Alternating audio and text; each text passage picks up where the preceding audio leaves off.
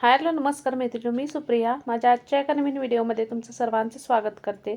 तर आजच्या व्हिडिओमध्ये मी 4 टक्स ब्लाऊज मी कशा पद्धतीने शिवते ते मी तुमच्यासोबत शेअर करणार आहे. व्हिडिओ पूर्ण नक्की पहा. आता इथं 4 टक्सचा ब्लाऊज समोरचा भाग आहे. क्रॉस पट्टी आणि टक्स घालायचे भाग असे ठेवून घेतले आहेत. तर दोन्ही बघून घ्यायचं व्यवस्थित आहेत का, आणि मी जे टक्स घातलेले आहेत ते कशा पद्धतीने घातले आहेत ते सुद्धा पुढे दाखवणार आहे. व्हिडिओ पूर्ण नक्की पहा. आता दोन्ही साईडचे भाग हे समोरासमोर ठेवून बघायचे, कोणती डावी बाजू किंवा उजवी बाजू कोणती आहे त्यानंतरच घ्यायचे. आता मी अस्तराने मेन ब्लाऊज पीस कट केल्यानंतर त्याच्यावरती पिन्स लावून घेतल्या होत्या आणि त्यामुळे तो कपडा हलू सुद्धा शकत नाही. त्यामुळे तुम्ही कटिंग करतेवेळी काय करायचं, पिन्स असतात त्याचा वापर करायचा बघा. म्हणजे अस्तराने मेन ब्लाऊज पीस आहे त्याला पिन्स लावून घ्यायचं आणि अस्तराने मेन ब्लाऊज पीस जोडून घ्यायचा. तर इथे मी शिलाई मारून घेत आहे, पूर्ण भाग जोडून घेतले. आता काय करायचं बघा, एक्स्ट्राचा जो भाग आहे तो मी कट करून घेते. बऱ्याच वेळा आपण साधा ब्लाऊज शिवतो, कशा पद्धतीने शिवतो ते महत्त्वाचं आहे बघा. आता इथं मी टक्स कशा पद्धतीने घालून घेते बघा, म्हणजे कमी वेळामध्ये तुम्ही लवकर हा ब्लाऊज शिवू शकता. आता हे जे टक्स घेतले आहेत ते मी हा आतल्या बाजूनं 4 इंचवरती घेतलेला आहे. 38 साईजचा ब्लाऊज आहे हा, आणि हा टक्स आहे तो उंचीला 2.5 इंच घेतलेला आहे आणि असा 1.5 इंच घेतलेला आहे. आता प्रत्येकी टक्समध्ये मी 2 इंचचा अंतर ठेवत असते. जो आपण राऊंडमध्ये 4 टक्स घातलेला असतात त्याच्यामध्ये 2 इंचचा प्रत्येकी टक्समध्ये हा अंतर असला पाहिजे. आणि हा टक्स असतो तो दोन्हीच्या सेंटरमध्ये घेते. म्हणजे टक्स तुम्ही कसे घालून घेता आणि दोन्ही भागांना सेम टक्स यायला पाहिजे, त्यासाठी काय करायचं बघा. आता इथं एक भाग मी जोडून घेते अगोदर, आणि त्यानंतर जो दुसरा भाग असतो तो सुद्धा त्याच्यासोबत जोडत असते. काय होतं, एका भागावरती आपण टक्स कशा पद्धतीने घालून घेतलोय ते लक्षात लगेच येतात बघा. आता दुसऱ्या भागावरती मी सेम मेजरमेंट घेतलेलं आहे. प्रत्येकी टक्समध्ये 2 इंचचा अंतर आहे. आता एक भाग मी शिलाई मारून घेतली, लगेच दोरा तोडायच्या अगोदर मी दुसरा भाग त्याच्यावरती ठेवून घेत आहे, जोडून घेत आहे बघा.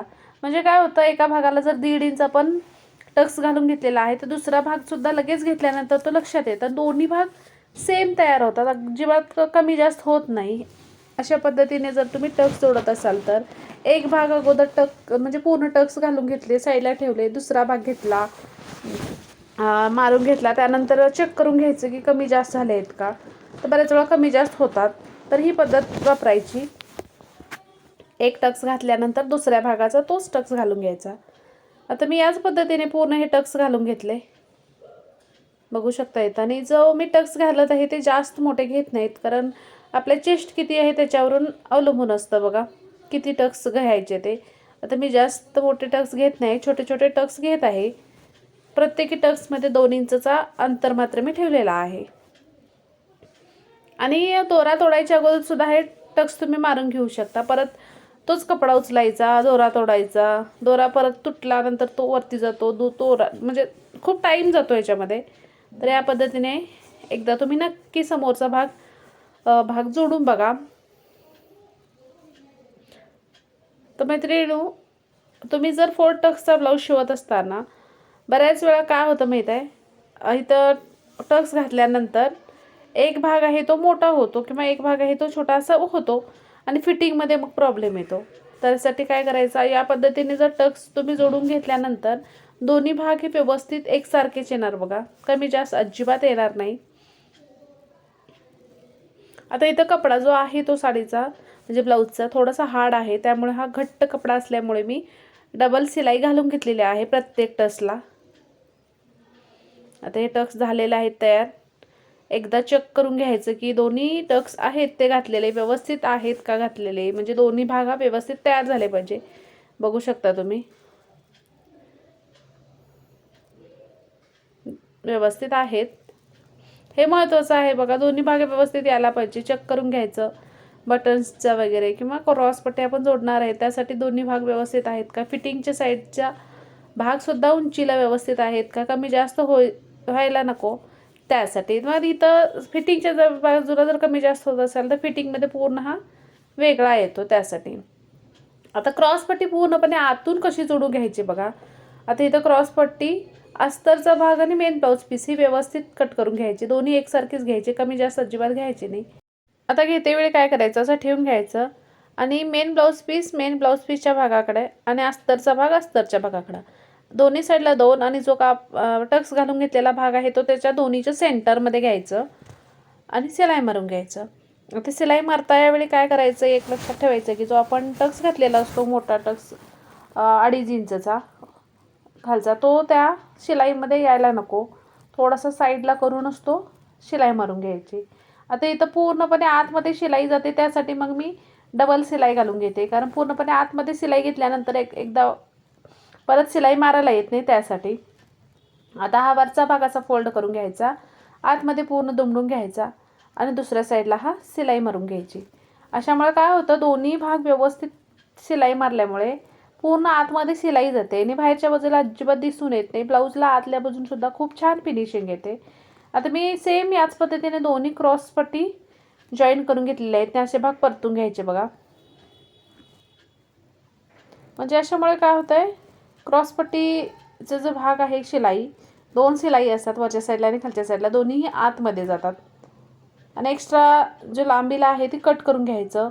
आता इथं बटनच्या साईडला बघू शकता सेम भाग आहेत, फिटिंगच्या साईडला सुद्धा चेक करायचं की सेम भाग आहेत आणि एक्स्ट्रा जो कपडा होता लांबीला तो कट करून घ्यायचा.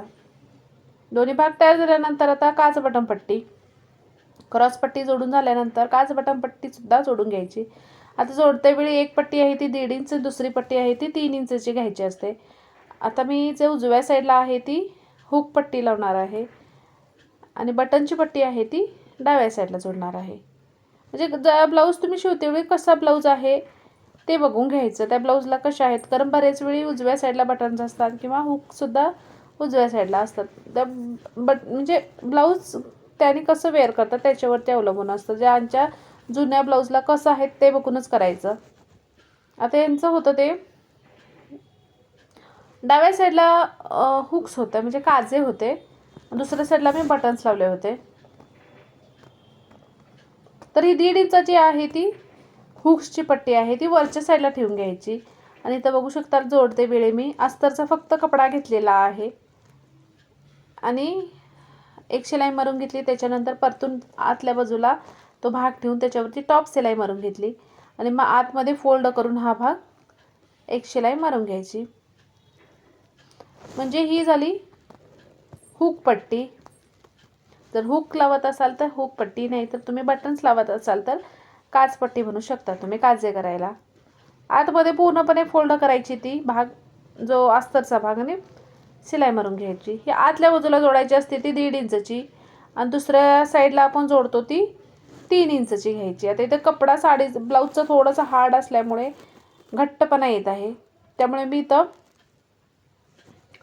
अस्तरचा भागचा फक्त वापर केलेला आहे बघा, आतल्या फोल्ड केल्यामुळे. आता दुसऱ्या साईडला जे आहे तिथं मात्र ब्लाऊज पीसच्या कपड्याचा मी वापर करत आहे.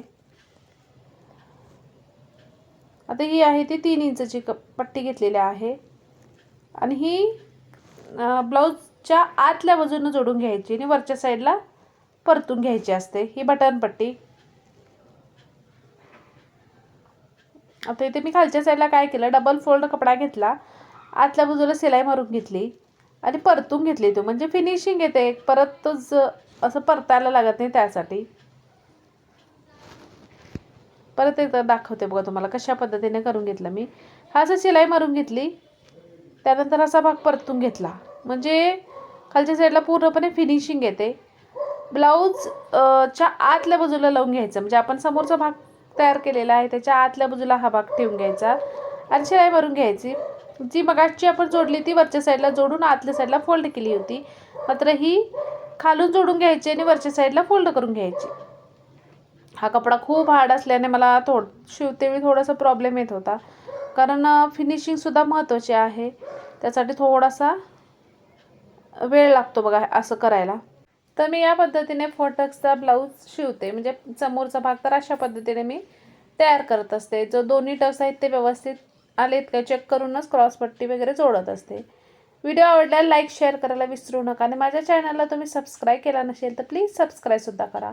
आता एकदा दोन्ही भाग ठेवून बघायचं कसे आहेत, व्यवस्थित आहेत का, काज बटनपट्टीसुद्धा व्यवस्थित आहे. जर कमी जास्त वाटत असेल तर तुम्ही गळ्याच्या साईडला ती काज बटनपट्टी व्यवस्थित करून घेऊ शकता, म्हणजे कट करून घेऊ शकता. आता हा झाला समोरचा भाग तयार फोर टक्सचा.